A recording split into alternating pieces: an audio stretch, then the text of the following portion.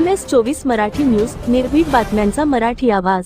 निर्णय घेतलाय त्यांचं मी आभार आणि अभिनंदन करतो. आदरणीय जयंत पाटील साहेबांनी कायम या प्रश्नासाठी आम्हाला साथ दिली. यामुळं हा प्रश्न आज मार्गी लागलाय. कुणावर टीका करत बसण्यात आम्हाला वेळ घालवायला म्हणजे वेळच घालवणार नाही. आम्हाला काम करायचं आहे, विकास कामं करायची आहे. गावाला अनेक वेगवेगळ्या विकासाची कामं आणून जनतेसमोर दाखवून द्यायचं आहे की तुम्ही अष्टाशहर विकास आघाडीची सत्ता आणली आणि यामुळं आज या गावामध्ये कामं करण्यासाठी आम्ही सगळेजण प्रयत्न करतोय. कुणावर टीका करत बसण्याला आम्हाला वेळच नाही. आणखी बरेच विकास कामं आम्हाला करायचे आणि कोण काय म्हणत असेल तर याकडे आम्ही काय कधी लक्ष देत नाही, कारण लक्ष देण्यासारखंच नसतं ना. सगळ्या जनतेला माहिती आहे. अष्टानी परिसरातल्या 20 गावं जे तहसील कार्यालयाच्या खाली गावं अंडर आहेत तर सगळ्यांना माहिती आहे. कुणीही सांगावं की तहसील कार्यालय कशामुळे झालं. यामुळं फार याच्यावर न बोलता उद्या भविष्यामध्ये आपल्याला एक चांगली मोठी प्रशासकीय इमारत उभा करून यामध्ये सगळे कार्यालय शासनाचे आपण एका इमारतीमध्ये आणण्याचा प्रयत्न करणार आहे. त्यामुळं या ठिकाणी असलेल्या सर्वांचं मी पत्रकारांचं सुद्धा आभार व्यक्त करतो, कारण ज्या ज्या वेळेला आम्ही अशा पद्धतीची मागणी त्या ठिकाणी होती त्या इमारतीमध्ये कसे गेलो हे कोणाला अजून माहीत नसेल. 3 ठिकाणी जागा बघितल्या होत्या. एक अंकलकोट रोडला आपली फायर फायटर ती जागा, जुनं पोलीस स्टेशन आणि ही शिंदे साहेबांनी सांगितलं काही नाही, सामान्य जनतेला जर दुसऱ्या गावात यायचं असेल तर स्टँड जवळच जागा पाहिजे, म्हणून ती जागा आपण करून घेतली आणि त्याला डागडुजी करून तिथंच असे कार्यालय चालू केले. सगळं चालू झाल्यावर मग कोणी म्हणते हो हे माझंच आहे.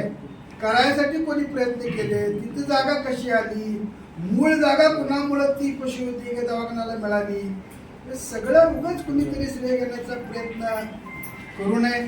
जनता सुद्धा अशा पद्धतीला थारा देणार नाही की मलाही माहिती आहे थारा दिला असता तर आम्ही इथं सत्य.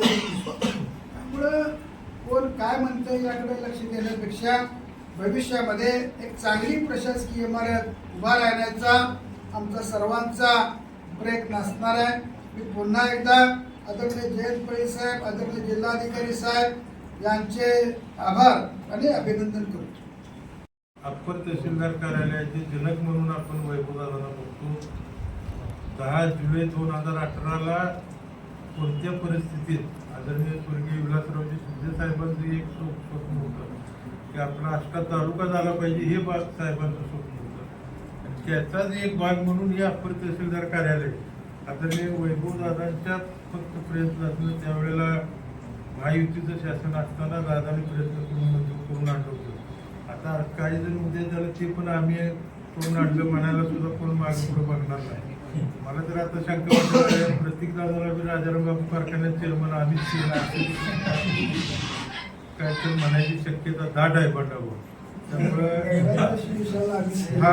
आज जगानं आम्हीच पावसा मागवतो, आम्ही बसलो खाली केलं सगळं काय पण असू या निमित्तानं आपल्या सर्वांचे आणि अष्टाशहर विकास आघाडीचे नेते कार्याध्यक्ष आदरणीय वैभवदादांनी आमच्या सर्वांचीच भूमिका विस्तृतपणानं आपल्या पुढे मांडलेली आहे. दादांनी जाता जाता सुद्धा उल्लेख केला की आष्टान परिसरातल्या पत्रकार बंधूंचं सुद्धा यामध्ये खूप मोठं योगदान आहे. कारण ज्या ज्या वेळेला आपण प्रयत्न केले त्या त्या वेळेला त्याला प्रसिद्धी देण्याचं काम आपण सर्वांनी सुद्धा केले. त्यामुळं या पत्रकार परिषदेला आपण सर्वजण उपस्थित राहिलात त्याबद्दल अष्टाशहर विकास आघाडीच्या वतीनं आणि आमच्या सर्वांच्या वतीनं मी आपलं मनपूर्वक आभार मानतो आणि ही पत्रकार परिषद संपली असं जाहीर करतो.